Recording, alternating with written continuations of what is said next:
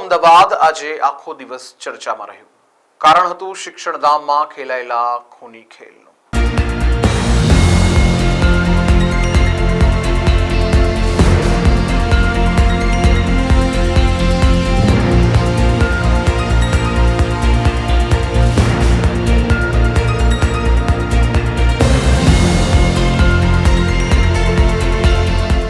આ ઘટનાએ આખા ગુજરાતને સ્તબ્ધ તો કર્યું છે, સાથે લોકોમાં રોષ છે અને અનેક સવાલો પણ છે.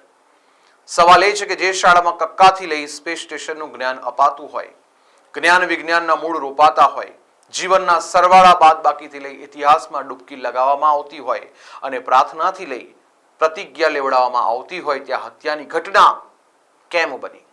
શું ચૂક રહી શિક્ષકોની?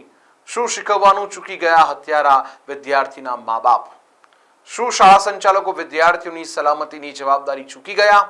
સવાલ એ થાય છે કે શાળામાં ભણતા વિદ્યાર્થીઓનું કહેવું છે કે ઈજાગ્રસ્ત હાલતમાં વિદ્યાર્થી અડધો કલાક શાળામાં ગંભીર હાલતમાં પડી રહ્યો હતો. કોઈ એને સારવાર માટે લઈ કેમ નહોતું ગયું? એવા ઘણા સવાલો વચ્ચે આજે 7th ડે સ્કૂલમાં વાલીઓ અને લોકોએ હલ્લાબોલ કર્યો હતો. વિગતે વાત કરીએ તો અમદાવાદમાં મંગળવારે ખોખરાની 7th ડે સ્કૂલમાં ધક્કામુક્કી જેવી નજીવી બાબતમાં ધોરણ 8ના વિદ્યાર્થીએ ધોરણ 10ના વિદ્યાર્થીને છરી મારી દીધી હતી.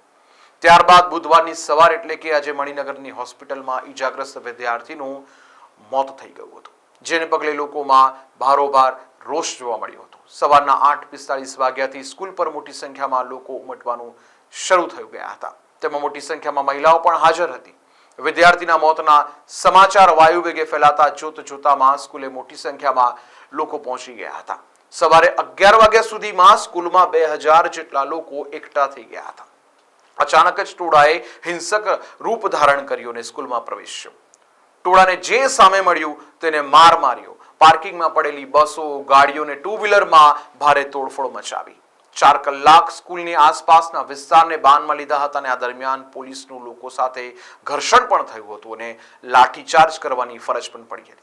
2 કલાક સુધી પોલીસ અને વાલીઓ વચ્ચે સમજાવટ ચાલી હતી, પરંતુ પોલીસ દ્વારા પરિસ્થિતિ કાબૂમાં લઈ શકાઈ ન હતી. પોલીસે મહિલાઓ પર બળ પ્રયોગ પણ કર્યો હતો. લોકો ગેટ કૂદીને સ્કૂલમાં પ્રવેશતા ફરી પોલીસ અને લોકો વચ્ચે ઘર્ષણ થયું હતું.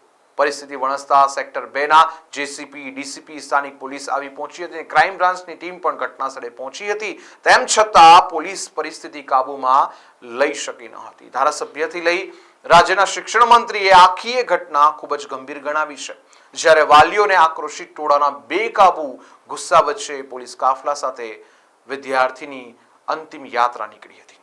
ખેર, આખી ઘટના ખૂબ ગંભીર છે.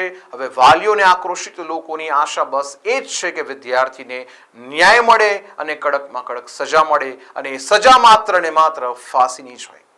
પહેલા કહ્યું એમ કે આ ઘટનાએ લોકોને સ્તબ્ધ કર્યા છે અને લોકમુખે એક જ સવાલ કે શું શાળામાં બાળકો હવે સુરક્ષિત નથી રહ્યા?